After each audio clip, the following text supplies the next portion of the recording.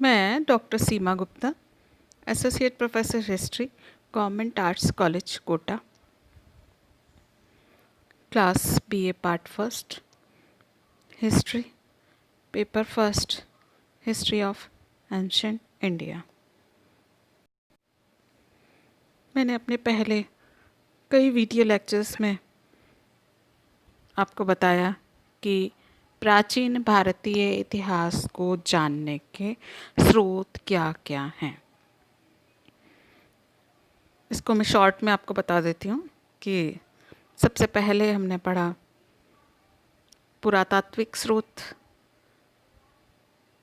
दूसरा हमने पढ़ा साहित्यिक स्रोत। साहित्यिक स्रोतों के अंतर्गत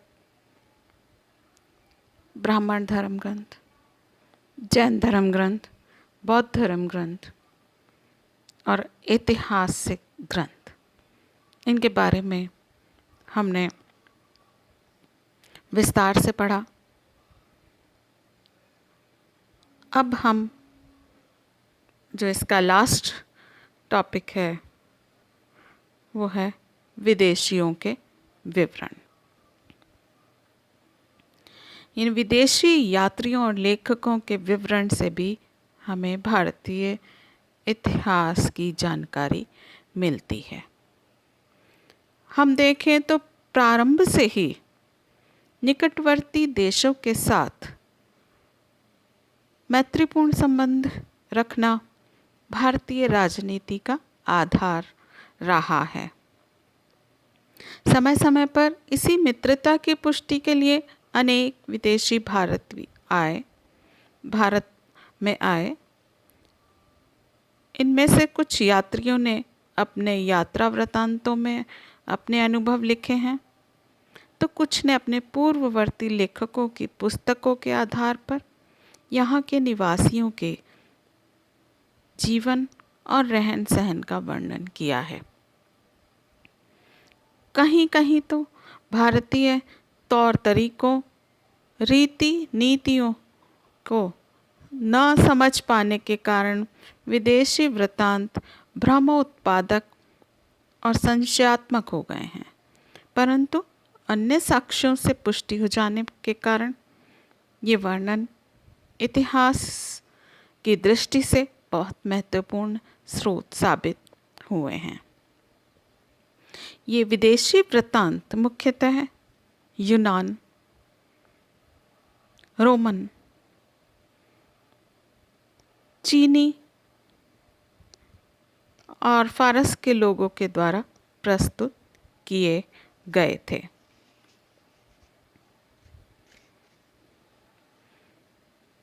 तो सबसे पहले हम बात करते हैं यूनानी लेखकों के बारे में। यूनानी लेखक और यात्रियों के वर्णन भारत के इतिहास निर्माण में बहुत अधिक महत्वपूर्ण और सहायक सिद्ध हुए हैं। यूनानी लेखकों में कुछ तो सिकंदर के आगमन से पूर्व ही यहाँ पर आए, कुछ सिकंदर के साथ में जब सिकंदर भारत पर आक्रमण करने आया, और कुछ सिकंदर के पश्चात भारत में आए थे। सिकंदर के आगमन से पूर्व जो यहाँ पर भारत में आए उनमें मुख्य हैं टेसियस, हेरोडोटस, इनके नाम प्रमुख हैं। स्काइलैक्स, हिकेटियस मिलेटस, इनके नाम प्रमुख रूप से लिए जाते हैं। हिकेटियस मिलेटस एक भूगोलवेत्ता था। उसने स्काइलैक्स के विवरण और ईरानियों से प्राप्त सूचनाओं के आधार पर अपने ग्रंथ भूगोल में सिंधु प्रदेश का विवरण दिया। हेरोडोटस को इतिहास का जन्मदाता माना जाता है। कई बार ये प्रश्न पूछा जाता है शॉर्ट क्वेश्चंस में कि इतिहास का पिता किसे कहा जाता है, तो हेरोडोटस को इतिहास का पिता कहा जाता है। और उसने अपना ग्रंथ लिखा था 5वीं शताब्दी ईस्वी पूर्व में, हिस्टोरिका नामक पुस्तक की रचना की, जिसमें उन्होंने भारत और फारस के संबंधों का वर्णन उस पुस्तक के अंतर्गत किया था। परंतु उनका जो विवरण है सुनी सुनाई बातों पर निर्भर होने के कारण प्रामाणिक नहीं माना जा सकता। कैटेसियस जो ईरानी दरबार में राजवैद्य था, उसने भारतीयों एवं ईरानियों से तथ्य संग्रह कर इंडिका की रचना की थी, जो अब अप्राप्य है। उसके उद्धरण परवर्ती लेखकों की रचनाओं में हमको प्राप्त होते हैं, लेकिन उसे पता चलता है कि उनका विवरण अविश्वसनीय और अतिरंजित है। ये थे सिकंदर से पूर्व के लेखक। अब सिकंदर जब भारत में आक्रमण करने आया तो उस समय वह अपने साथ अनेक लेखकों और विद्वानों को भी लाया था। तो सिकंदर के अभियान की जो जानकारी है वो हमको इन्हीं लेखकों के विवरणों से प्राप्त होती है। ये है निआर्कस,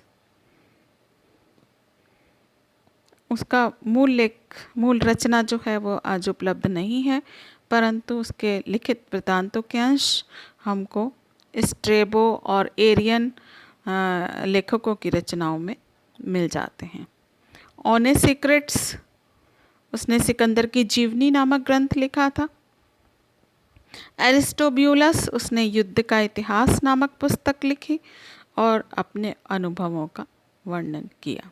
एरियन, सिकंदर के समकालीन लेखकों ने जब भारत का वृत्तांत लिखा तभी यूरोप और रोम के विद्वानों ने भी भारत के विषय में लिखना शुरू किया, और इस संदर्भ में एरियन का नाम विशेष उल्लेखनीय है।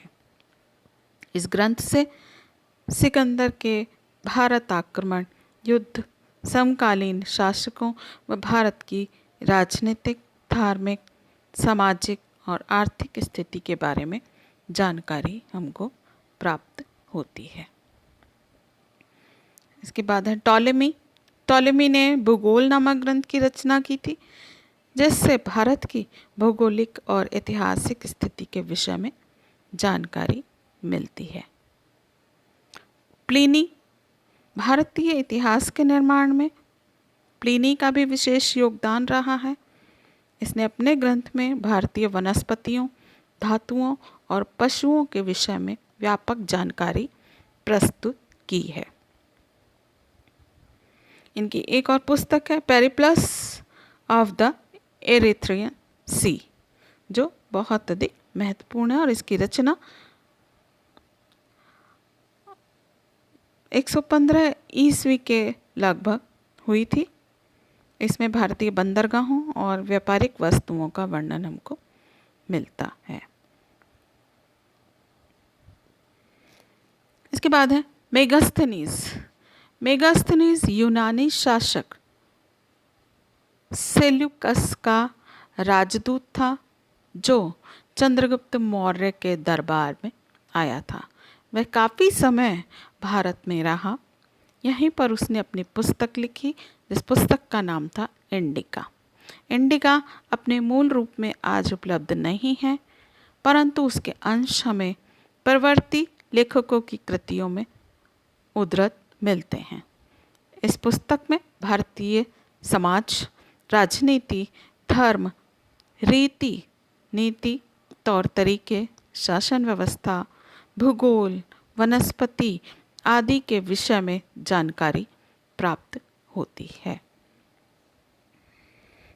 ये थे हमारे यूनानी लेखक।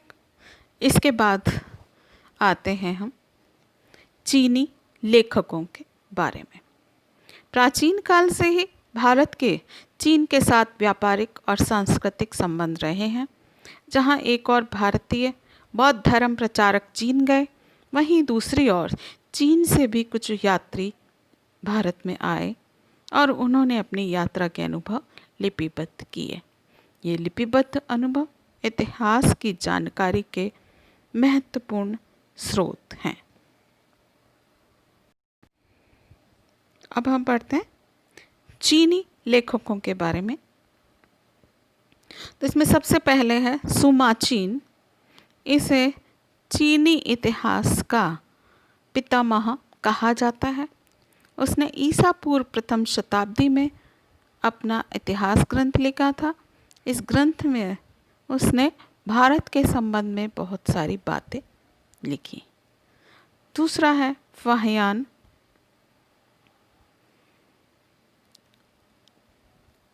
ऐतिहासिक जानकारी की दृष्टि से फाहियान का महत्वपूर्ण स्थान है। वह चंद्रगुप्त द्वितीय के शासनकाल में बौद्ध ग्रंथों के अध्ययन के लिए भारत आया था और लगभग 15-16 वर्ष वह भारत में रहा। अपने भारत प्रवास के काल में उसने भारत के विभिन्न क्षेत्रों का भ्रमण किया और अपना यात्रा वृत्तांत लिखा। यद्यपि उसने अपने यात्रा विवरण में देश की धार्मिक अवस्था, विशेषतः बौद्ध धर्म पर अधिक प्रकाश डाला है, परंतु प्रसंगवश सामाजिक और अन्य बातों का भी उल्लेख उसने किया है। प्रत्यक्षदर्शी वर्णन होने के कारण बहुत उपयोगी है और गुप्तकालीन भारत के बारे में हमें बहुत ज़्यादा उपयोगी जानकारी प्राप्त होती है। इसके बाद है हुएनसांग। हुएनसांग के बारे में विस्तृत जानकारी हमको प्राप्त होती है। वह भी बौद्ध ग्रंथों के अध्ययन के लिए भारत में आया था और लगभग 15 वर्ष तक भारत में रहा। उसने लगभग समस्त भारत की यात्रा की और अपने स्वदेश पहुंचने के बाद उसने भी भारत प्रवास के अनुभवों को लेखबद्ध किया। उसका यात्रा विवरण बहुत महत्व का है। बौद्ध इतिहास के संबंध में बहुत सारी उपयोगी जानकारी हमको इससे प्राप्त होती है।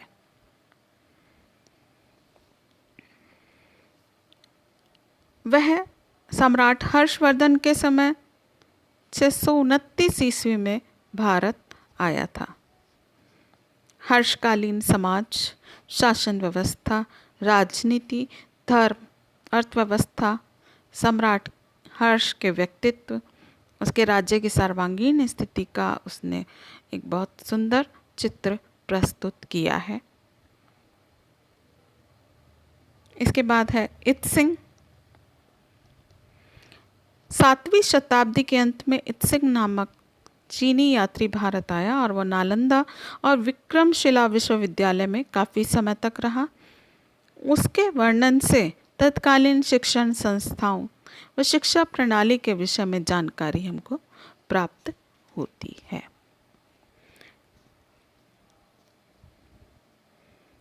इसके बाद वूली है। उसने हुएनसांग की जीवनी लिखी और तत्कालीन भारत के बारे में भी जानकारी अपने लेखों में उसने दी है।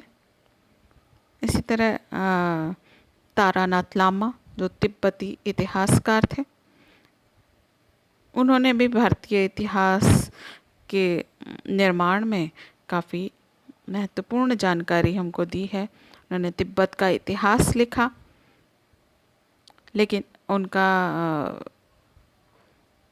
जो ग्रंथ है वो कपोल कल्पित घटनाओं से भरा हुआ है, इसलिए हम उसको ज़्यादा विश्वसनीय नहीं मानते हैं। के बाद कुछ अरब यात्री भी भारत आए और उन्होंने भारत के संबंध में अपने लेखों में लिखा।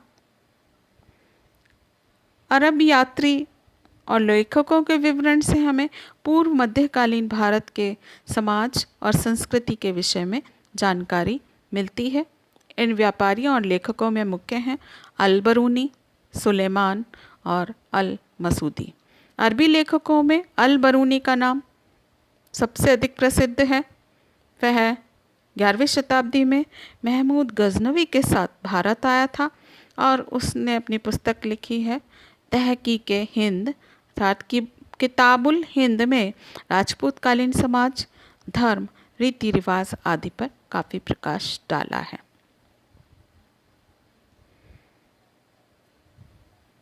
अलबरूनी महमूद द्वारा बंदी बनाया गया था और बाद में उसकी योग्यता से प्रभावित होकर उसे राज ज्योतिषी के पद पर नियुक्त कर दिया गया था। 9वीं शताब्दी में भारत आने वाला अरबी यात्री सुलेमान पाल और प्रतिहार शासकों के तत्कालीन आर्थिक, राजनीतिक और सामाजिक दशा का वर्णन करता है।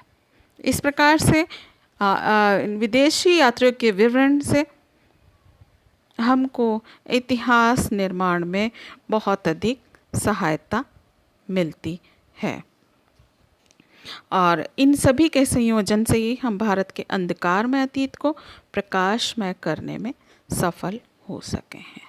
Thank you.